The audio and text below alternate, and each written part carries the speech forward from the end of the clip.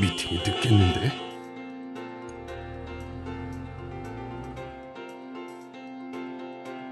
신호가 없으니 얼른 지나.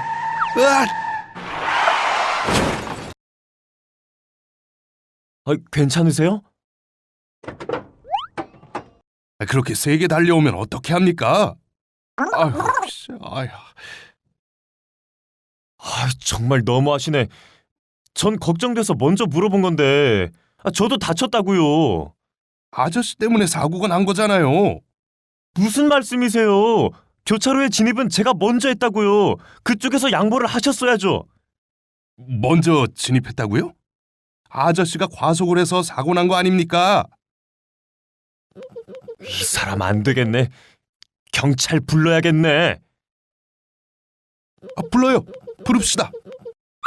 경찰이 출동하기 전에 제가 먼저 말씀드리겠습니다.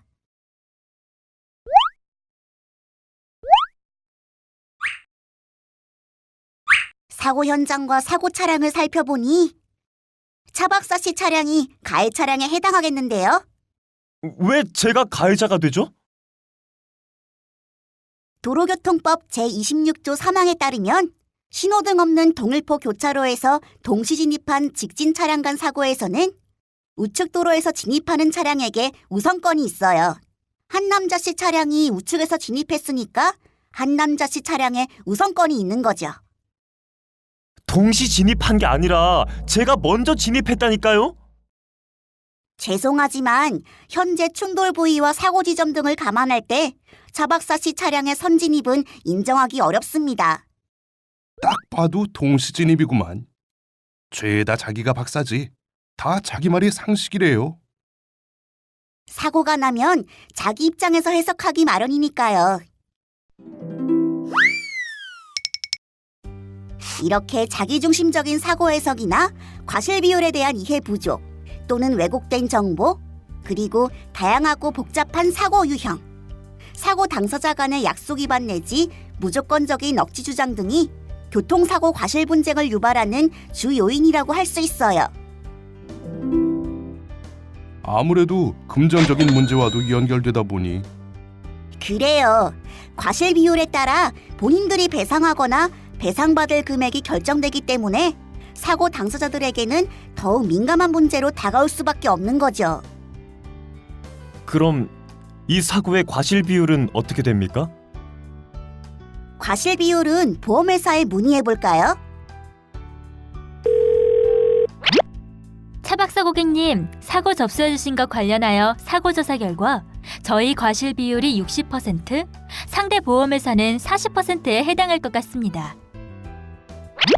그런데 이런 과실 비율 결정은 무슨 기준으로 하는 겁니까? 교통사고가 발생했을 때 보험사에서는 손해배상 책임의 범위를 정하기 위해 과실 비율을 산정하게 되는데요. 자동차 보험약관에 따라 첫째, 자동차 사고 과실 비율 인정 기준을 참고하여 산정합니다. 둘째, 사고 유형이 인정 기준에 없거나 적용이 곤란한 경우에는 법원의 판결례를 참고하여 적용하고, 셋째, 법원의 소송이 제기된 경우에는 법원의 확정 판결을 따르고 있어요. 제가 분명히 먼저 진입해서 교차로를 건너가고 있었는데 옆으로 와서 부딪힌 거잖아요. 다들 저보고 가해자라고 하시는데 도저히 받아들일 수 없어요. 제 과실이 60%라니 말도 안 돼요. 그렇다면 과실 비율에 대한 심의 조정을 받아보도록 하겠습니다. 일단 고객님의 차량 수리를 당사에서 자기 차량 손해로 선처리 후 구상금 분쟁 심의위원회에 심의를 접수하도록 하겠습니다. 심의 결과가 나오면 다시 안내드리겠습니다. 구상금 분쟁 심의위원회? 심의위원회? 소송 가자는 거니? 아니에요. 물론 교통사고 과실 분쟁의 최종 해결 방법은 법원에 제소하여 판결을 구하는 것이죠.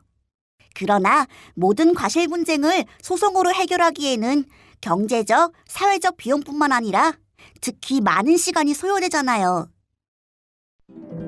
그래서 교통사고 과실 분쟁이 발생한 경우 이를 법원에 제소하지 않고 경제적, 합리적으로 신속히 해결하기 위한 심의기구로서 구상금 분쟁 심의위원회가 설립된 것이죠.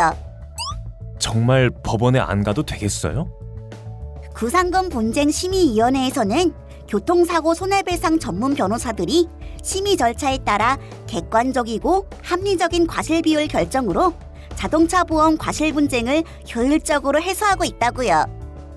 그럼 그 절차가 어떻게 되는데? 교통사고가 발생하면 경찰서에 신고하거나 보험회사에 사고 접수합니다. 먼저 경찰서에 신고한 경우는 사고 진술을 하고 사고 현장 검증 후에 가해자, 피해자를 결정하죠. 그런데 경찰서에 신고하지 않은 경우엔 보험회사의 사고 조사가 이루어지는데요. 보험회사에서 과실 비율을 산정하고 협의하여 사고 당사자에게 과실 비율을 통보합니다. 이를 사고 당사자 모두 수용하면 결정된 과실 비율에 따라 보험 처리하지만 사고 당사자 중 일부 또는 전부가 수용하지 않으면 보험회사에서 구상금 분쟁 심의위원회에 접수하게 되는 거죠. 그리고 구상금 분쟁 심의위원회에서 심의 결정이 이루어지면 이 결정을 수용하여 처리하거나 수용하지 않을 시에는 결국 법원에 소 제기를 하게 되는 거랍니다. 아하, 사고 당사자가 과실 비율을 수용하지 못하면 보험회사에서 구상금 분쟁심의위원회에 접수를 하는 거구나. 또 그 구상금 분쟁 심의위원회의 심의 결정 내용을 수용하지 않으면 그때 법원에 소제기를 하면 되고요. 사실 소송이라는 게 좀 부담스러웠는데 구상금 분쟁 심의위원회가 있어서 다행이네요. 접수를 했다니까 결과를 기다려봐야겠습니다. 그런데 구상금 분쟁심의위원회의 심의 절차나 심의 사건의 진행 상태를 확인할 수 있는 방법은 없을까? 물론 있습니다. 구상금 분쟁위원회 홈페이지에서 확인 가능하답니다. 구상금 분쟁 심의위원회도 그렇고 여러 가지 방법이 있는데 화부터 내서 미안합니다. 저도 죄송합니다.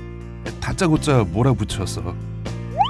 이것으로 분쟁 해결! 슬기로운 교통생활 성공!